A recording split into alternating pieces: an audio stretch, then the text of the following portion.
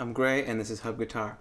Today we're going to play a Fernando Sor called Opus 30 number 13. This is certainly a great tune to learn, especially if you're more towards the beginner level but you want to be able to play something that sounds a little bit like a more serious piece of music. So let's begin. In the first measure and second measure, we're going to be playing off of a C major chord that you hopefully already know by now. In the first measure, it's nothing more than a C major chord with a special plucking pattern. And in the second measure, we add G into the third fret of the first string. So first and second measures are like this.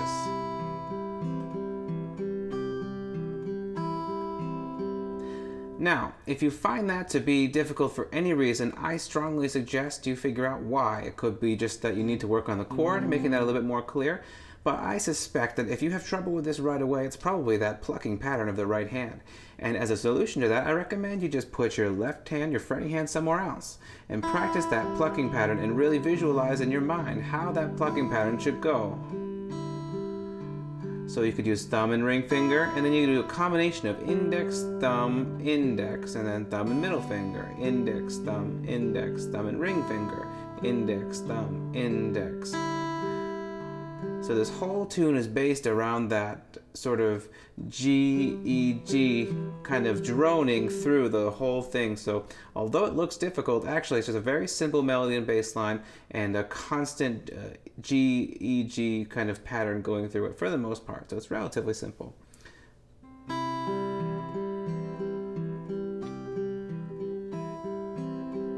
Now in the third measure we add a D to the top of the chord. And it stays as what would be called as a C add 9 chord for that first beat, but then we have to move to F on the third fret of the fourth string before returning back to that C, not add 9 shape, and back to the original C shape.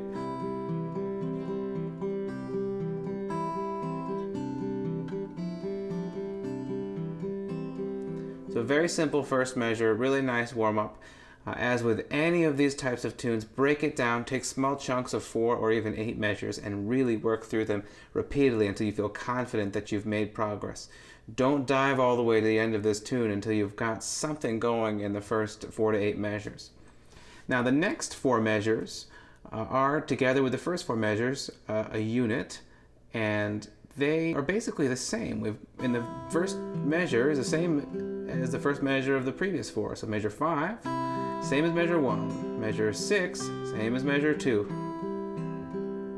But now we go into a little bit of a different thing here with a D. I like to go up to the D on the 5th fret of the 5th string and put F on the 3rd fret of the 4th string, and then switch back to my C shape to complete the rest of measure 7. And then we've got a little bit of a G chord here on the 8th measure,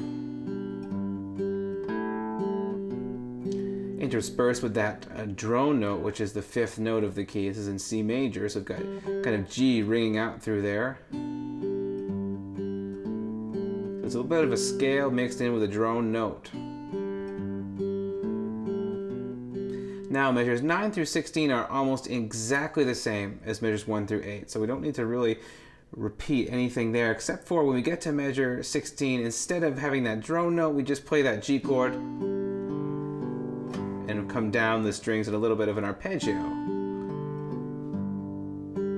Note that that rhythm slows down there, so when we have G, G, so not 16th notes anymore, they're 8th notes at those last 2, and that kind of slows down the piece and gives it a little bit of a pause. And that's the first half of the tune, almost entirely based on that C major chord. So I really suggest you focus on being able to play just that first half at first and getting really confident with it. Once you can play that, you can move on to the second half and have a lot more confidence that you're about to finish learning a real piece of music. Now measure 17 begins with basically a G major chord, but with B in the bass. Or it could be thought of as a kind of B diminished sort of chord. So again, I make that shape with my fretting hand, and I just pluck around it with my picking hand. Now in measure 18, we have got pairs of notes. So we've got C and D, then a G, E and C, and another G, E and E, and another G, E and E, and another G. So I suggest that if you're having any trouble with that, you just work on that underlying pattern. C to D, E to C, E to E, and E to G. Notice that the bottom note doesn't change and after the E comes in. So it's C to D, then it's E and C, and we keep that finger on E and do E and E and E and G. So it's actually really not that hard. Then we're just throwing in that G note as a drone again.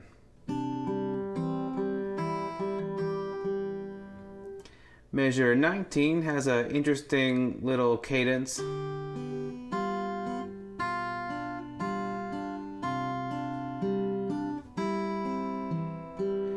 So that's pretty nice. We're going to start with maybe our pinky or third finger on the 3rd fret of the high E string and play that with an open D, play the open B, and then switch to F on the high E string. Open G, open B. So keep that because we're going to F and B on the 2nd beat of measure 19. So that's going to take a little bit of a practice because the right hand pattern changes a little bit. But as with all of the things that you encounter in this tune that gave you difficulty, just take that one measure and repeat it over and over again. Think consciously and deliberately about what finger will do what. I know it kind of hurts, but that's how you learn guitar and get better at guitar. You can't rush through these things. We don't play the thing start to finish. We take little pieces of it and work on them over and over again. Measure 20 follows that up with an F in the melody to D, G, D, and then an open G and E here, and then C. And you see that sound of the E to the G is coming back. So here are measures 19 and 20.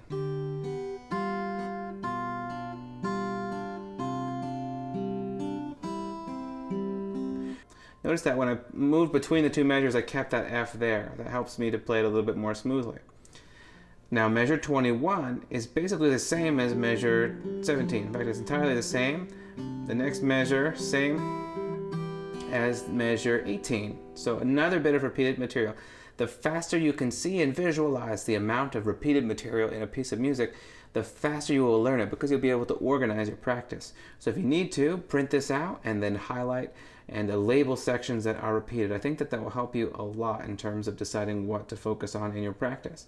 Then in measure 23, we've got another little cadence that's definitely different than the last one. I like this one a lot. So practice the notes without the droning G. You'll notice that there's a G after every note. Just maybe cut that out.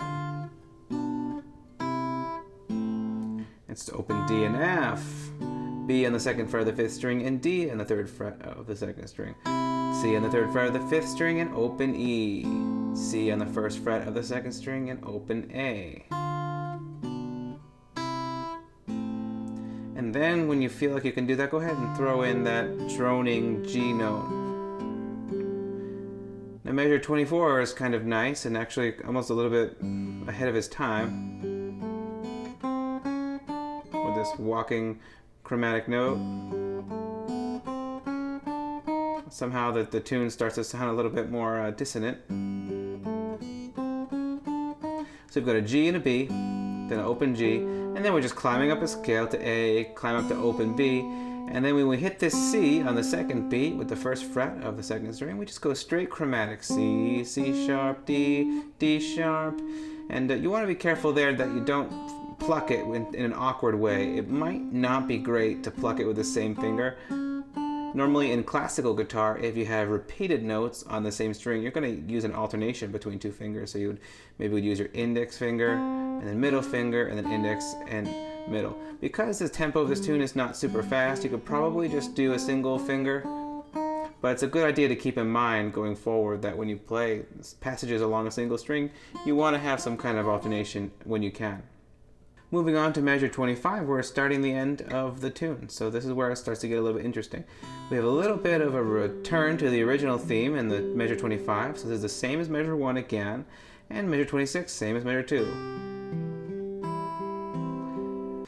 Suddenly in measure 27, things just go all bonkers with a diminished chord. We've got G sharp on the big string, D on the 2nd string, we've got B on the 3rd string and an F on the 4th string. And the way I do that is I do a little quasi bar with my first finger across the 3rd fret of the guitar, just getting strings 2, 3, and 4. And then I put G sharp on the 4th fret of the 6th string, and I put B on the 4th fret of the 3rd string. And I pluck string 6, 4, 3, 2. You could finger that with 4 fingers if you find that difficult, but I'm afraid that if you do that, it could be hard to switch to the next chord. So the purpose of this diminished chord is to create this really nice resolution to the coming A minor chord. Hopefully if you play those 2 chords side by side, you can see how the diminished chord functions to drag your ear towards the A minor chord. And another really nice device is that at the beginning of the A minor chord, we start with a D in the melody. So that D kind of drags along from the diminished chord as a common note between the two, as a little bit of glue connecting those chords before resolving down to the total A minor. So you're kind of stepping through this temporary shape into A minor. I think that sounds really nice. Unfortunately, this is the point where most beginner guitar players start to flip out a little bit. Whoa, diminished chord, how do I do that? So you want to stop and do what I call chord push-ups. Whether you decide to do the 4 fingers or the bar shape, play it and let it go all the way. So play it, throw that chord away, just keep doing that, practicing getting into that chord shape. And once you've got that down, you want to rapidly practice going from here to here, from here to here to here, from here to here to here. So this is measure 27 and this is measure 28. You really want to practice that a lot because this happens once in the tune. So this is a super, super vulnerable point for you. You've got 32 measures. This thing happens once. So you can only practice this thing once per 32 measures as you play through this tune. And at that rate, you're never going to master this move. Even when I encountered this, I thought, whoa, I've never had to switch from this chord to this chord. And I had to stop and do it about maybe 100 times before it started to feel comfortable. So take that chord, that diminished chord, and practice it a bunch of times going to the next chord. That's really the only way you can make this sound good. So here's measure 27 altogether to 28. Note that there is an open E string thrown in there, so you can't be blocking that first string. And then we switch off. Also, when I'm switching from the chord in measure 26, which is the C major, I like to play that last note as an open G and use that little split second to get to my diminished chord.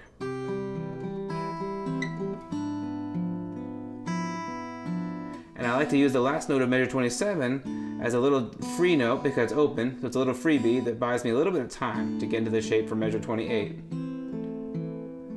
Now I've got to get to the chord shape for measure 29. Thankfully, that is also exactly the same chord shape. So on the music, it looks very different, but actually it's the same shape, except it's 3, 2, 3, 2.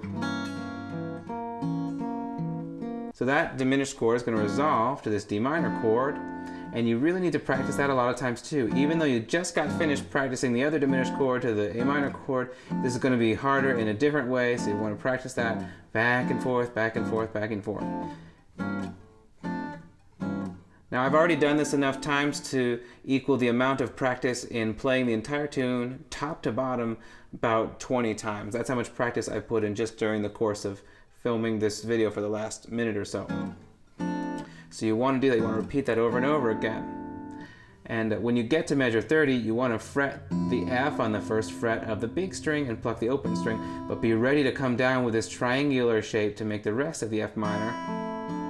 Now for the second half, the second beat of measure 30, you suddenly can just drop into a little bit of a bar to get the F on the first string, but you keep all the other fingers the same.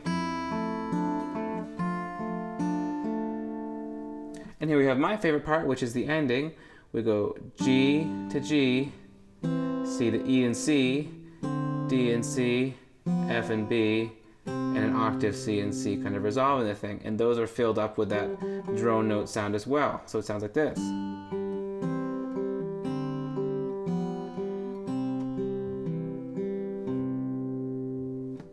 So that's it. Lots of patient practice will get you through this one. It's a really great technique builder for your picking hand.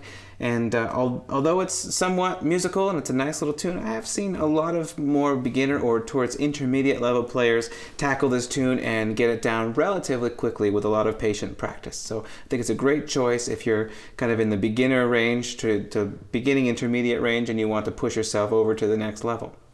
So thanks for watching.